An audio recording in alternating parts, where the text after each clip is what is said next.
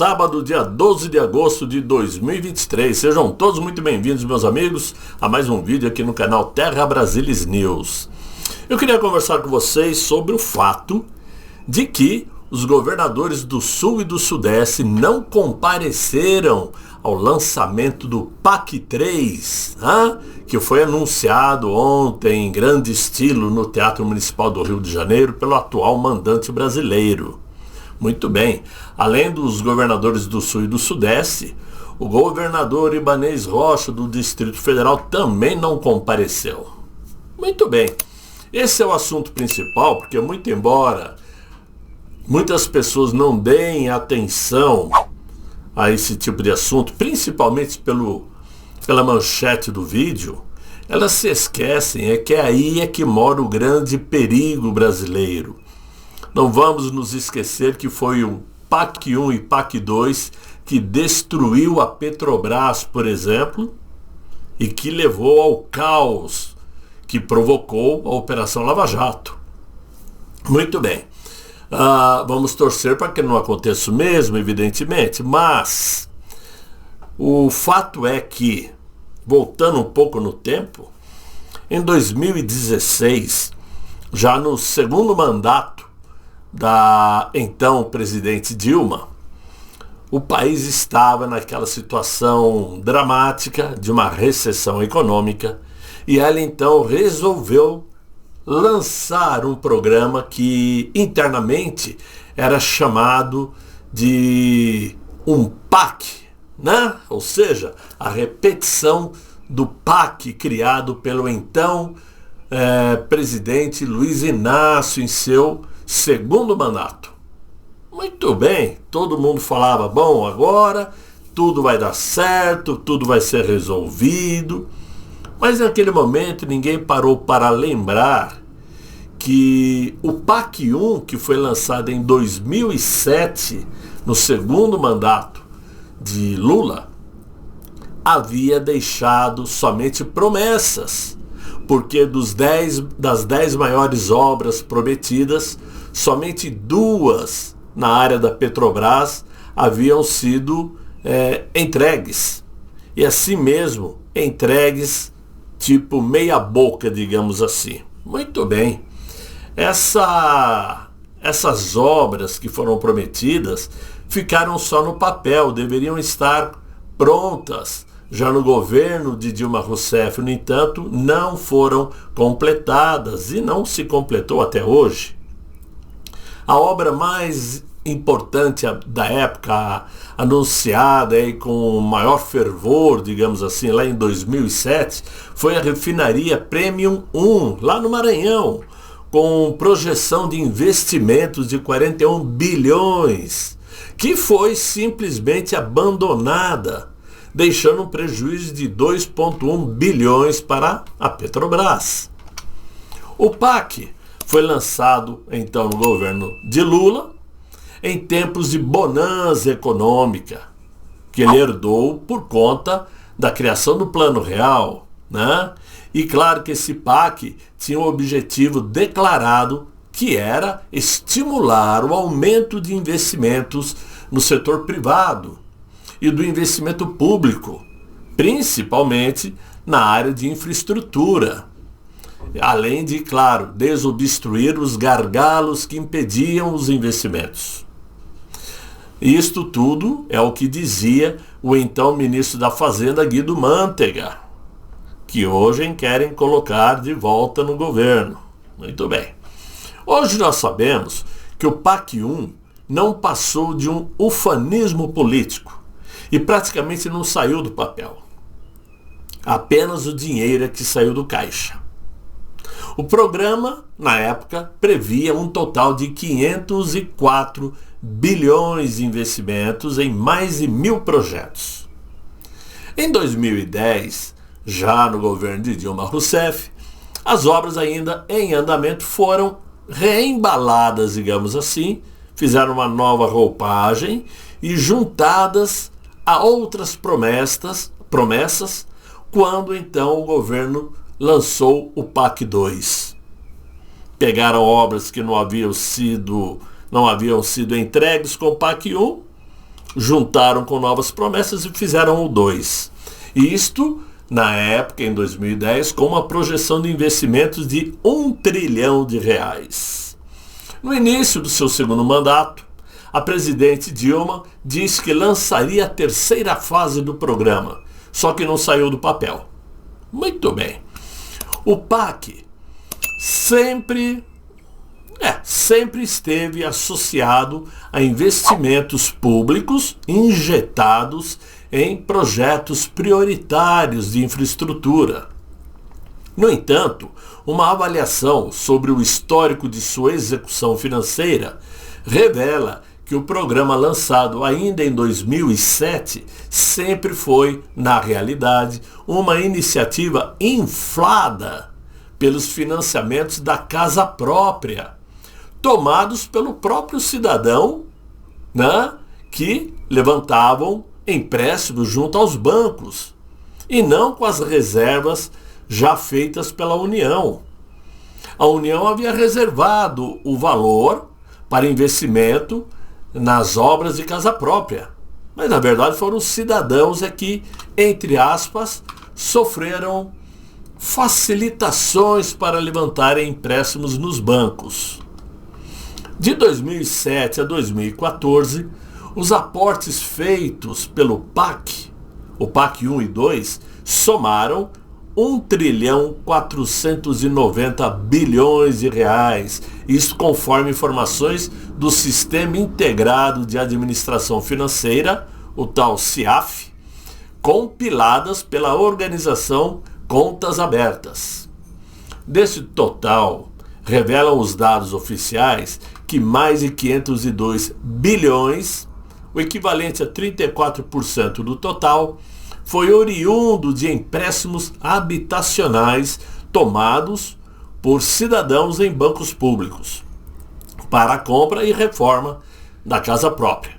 Os outros 78 bilhões estão ligados a empréstimos subsidiados do programa Minha Casa Minha Vida.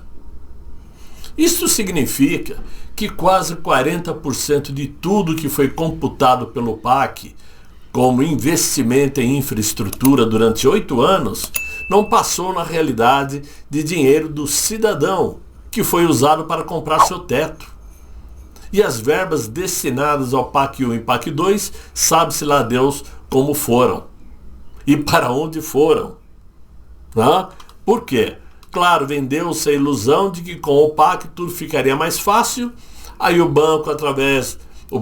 governo, através dos bancos públicos, facilitou empréstimos para os cidadãos que foram comprar suas casas próprias. Assim como no governo de Dilma Rousseff, também foram comprar seus carros 0 quilômetros e depois ninguém aguentou pagar. Mas o dinheiro para tudo isso não saiu do orçamento previsto na União. Né? Descontados aí os desembolsos ligados à moradia, quem mais financiou os projetos do PAC foram as estatais, que com os 2 PACs investiram quase 500 bilhões, ou 30% do total aplicado. A injeção direta pelos cofres públicos, ou seja, o dinheiro que saiu do orçamento geral da União, previa um valor estipulado, né, que representou apenas 10% do que foi aportado, do que foi gasto. Era para gastar, era para usar todo o orçamento da União, mas somente 10% foi usado. Muito bem. Depois dessas duas experiências, o PAC 1 e o PAC 2, ontem, com uma apresentação sobre os holofotes da Rede Globo, né, o atual mandante do Brasil lançou o PAC 3 para iludir os incautos brasileiros. O programa foi apresentado em um grande evento lá no Teatro Municipal do Rio de Janeiro. A Casa Civil coordenadora aí do evento, digamos, esmiuçou os detalhes sobre os investimentos e principais obras estado por estado. Muito bom. Como vocês podem ver nesse gráfico, para se ter uma ideia como esse novo PAC está destinado a vender uma imagem de progresso, podemos ver então que os três principais itens, que são cidades sustentáveis, transição e segurança, segurança energética e transporte eficiente e sustentável, juntas consumirão, olha só, 1,5 trilhão de reais. Esses três itens. Enquanto isto, as áreas que são realmente essenciais para a população, como educação, ciência, tecnologia, educação e água para todos, receberá um investimento de 105 bilhões. Claro, os itens que mais receberão as verbas são aqueles que, se concluídos, é claro, mais aparecem aos olhos da notícia. Enquanto serviços básicos de saúde e educação não chamam a atenção de ninguém. Esses são investimentos do dia a dia para as pessoas. Muito bem. Todos os 27 governadores foram convidados, porém nem todos compareceram. Tarcísio de Freitas, de São Paulo, Jorginho Melo, de Santa Catarina, Ratinho Júnior, do Paraná, Romeu Zema, de Minas Gerais, Eduardo Leite, do Rio Grande do Sul, não compareceram ao evento e nem mandaram representantes, demonstrando claramente que foi sim aberto uma guerra entre os estados e o governo federal, os estados do Sul e do Sudeste. A surpresa para todos foi o posicionamento inesperado de Ibanez Rocha, que também não compareceu. O lançamento do PAC gerou críticas de parte da oposição ao atual governo, como foi o caso do senador Ciro Nogueira, que disse que o atual mandante brasileiro trata o arcabouço fiscal como uma comédia, ao antecipar a edição de mais um programa megalomaníaco, como o PAC 3, antes mesmo de se concluir o arcabouço fiscal. Por quê? Porque o PAC prevê aí um investimento, esse PAC 3 agora, prevê um investimento de 1,7 trilhão de reais. Vejam só, antes mesmo do Congresso Nacional definir o arcabouço fiscal. Não existe PAC nenhum sem arcabouço aprovado. É uma sopa de cifras. Primeiro o arcabouço. Depois, o que couber dentro dele pode ser usado para o PAC, disse o Ciro Nogueira. Ele voltou a alertar para a possibilidade do Brasil reviver a quebradeira do governo de Dilma Rousseff, que foi chamada pelo atual mandante brasileiro de a mãe do PAC. O que faz mal ao Brasil não é gastar dentro do que arrecada. O que faz mal ao Brasil é um PT3, PACs megalomaníacos que quebraram o Brasil, destruíram empregos e acabaram com a economia, concluiu Ciro Nogueira. Ora, nós sabemos perfeitamente que se a repetir os exemplos do PAC 1 e PAC 2, todos esses projetos anunciados, em sua grande maioria, não sairão do papel. Os que saírem serão feitos na base do vamos que vamos, só para anunciar para a imprensa, com grandes riscos de não darem certo e nem serem concluídos. Portanto, meus amigos, é um assunto para lá de sério, porque envolve o quê? A saúde econômica do Brasil.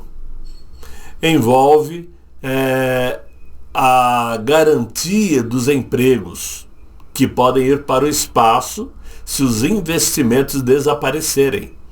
Basta a situação começar a ficar difícil e os grandes investidores perceberem o barco furado que poderá ser o PAC 3 para eles desaparecerem. E os investidores desaparecendo, vocês já sabem, Dólar para cima, economia para baixo. E quem é que paga a conta? O povo, como sempre. Então, é importante sim essa frente sul e sudeste jogar de uma forma mais séria, mais prudente, se estruturando, se preparando para encarar toda a ala da esquerda dentro do Congresso Nacional, para evitar de sofrermos derrotas. Derrotas que, mesmo não fazendo parte de assunto econômico, mas faz lembrar que estamos sendo derrotados em 2 CPIs que estão acontecendo no Congresso Nacional. Por quê? Porque o Sul e Sudeste precisam se unir para brigar em bloco, lutar em bloco contra a força política da esquerda. Esse era o assunto que eu tinha para trazer para vocês. Espero que vocês tenham gostado, mas vão lá no Rumble, como eu sempre falo, lá os vídeos são mais quentes. Tenho certeza que vocês vão gostar. O link para ir ao Rumble está aí abaixo do vídeo no primeiro comentário, ok? Eu conto com vocês, desejo a todos um excelente fim de sábado, muito bom descanso e até amanhã, se Deus quiser. Ele há de querer. Fiquem bem, fiquem com Deus. Tchau, tchau.